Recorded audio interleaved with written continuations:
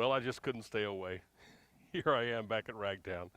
I know there's nobody else here, just me, but it's been that way for a few days here. I've been coming over to the theater and giving old Charlene here a pretty good workout. I've been working on some videos to go along with this new piano CD that I've been talking about forever. I know I've been talking about it forever, but it really is so very close, and I've sort of taken advantage of this time, this weird time we've had to do a few things that I needed to do on it, and I'm really proud of what we've got thus far. I'm excited about it. It's all original songs.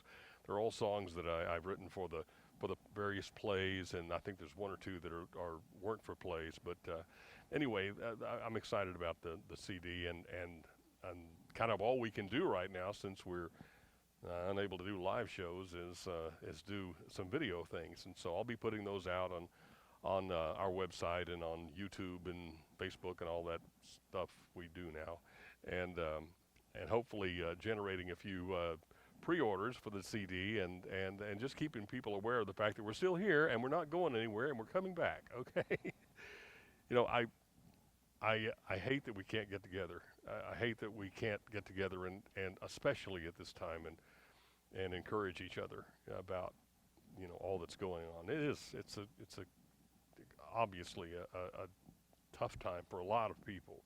But I've told people, and we've had a lot of people call. Of course, it's been sweet with some of the most encouraging messages I have ever received. We've received during this time, and I'm so grateful. Thank you if you've been one of those who's sent us a message or emailed us or commented on one of the posts or whatever.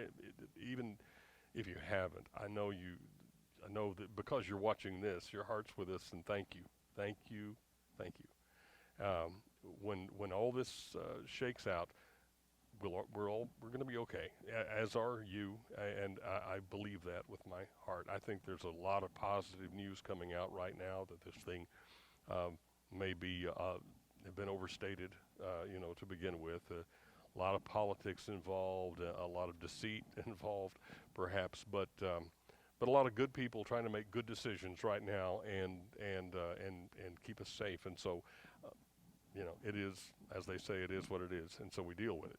But the thing that I've told everybody, and they say, well, your audience is in that high risk group. Well, I'm in that high risk group. Everybody I know is, and something I know about the high risk group is pretty much tough as nails. I mean, this group that comes to Ragtown Gospel Theater, you included, have faced some pretty tough stuff. And in fact, some of you facing just getting out of bed in the morning and maybe going to the grocery store it's a lot tougher than a lot of other people have things that they've faced in their lives. I mean, I know that about some people in our audience. So we have people who have walked in that door at death's door and came anyway. And goodness, what an inspiration of absolute faith and strength and just endurance. I'm stunned all the time, and so I think a flu bug. I mean, even a really tough one. Yeah, come on, we're going to be okay. And the other end of that is, if we're not, we're still okay. I just want to encourage you to remember that you're good with God. He loves you. He has approved of you. He's not here to punish you. It's nothing you've done. It's nothing that his children have done that's brought this on. The enemy of God and man is doing this. As simple as that. So let's not blame God for something that Satan's doing.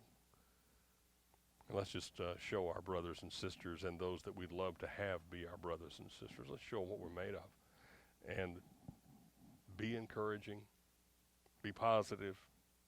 And know certainly that we are going to get through this just fine. There's a scripture that is dear to me. Years ago, long before there were any kind of medicines to take care of anything like this virus, my dad had pneumonia as a young man. And back then, he was born in 1912, and so back then, you lived or you died. I mean, wasn't a lot that they could really do for it. And so he was bed confined for days and days and days, touch and go. Didn't know if he was going to live. No one did. And as he lay there in bed, he recited the 23rd Psalm over and over again, just hanging on to the promises that were in that beautiful psalm. Some years after Robin and I married, my dad told her that story, and she cross-stitched the 23rd Psalm on for him, framed it, and it was there on their bedroom wall for the rest of their lives. Very special. Of course, it's very special to everyone, 23rd Psalm, but particularly so to us because of that story, and then also because not all that long ago we released our DVD of the play The Psalmist. The Psalmist was maybe the most beautiful of all of our productions, and I just loved everything about it. And the 23rd Psalm is central to it. Chris Smith sang the musical version of the psalm that I'd written, and it just gives me chills the way that he sang that song. Did so much with the music and of course the words. But I decided I would maybe do that today, because that psalm is just what we need.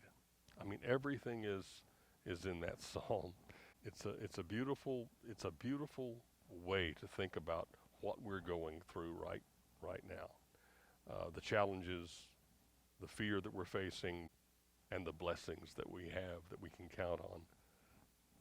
The Lord that we can count on. So I'm going to give that a try. Let me see if I can play the musical version of the 23rd Psalm for you.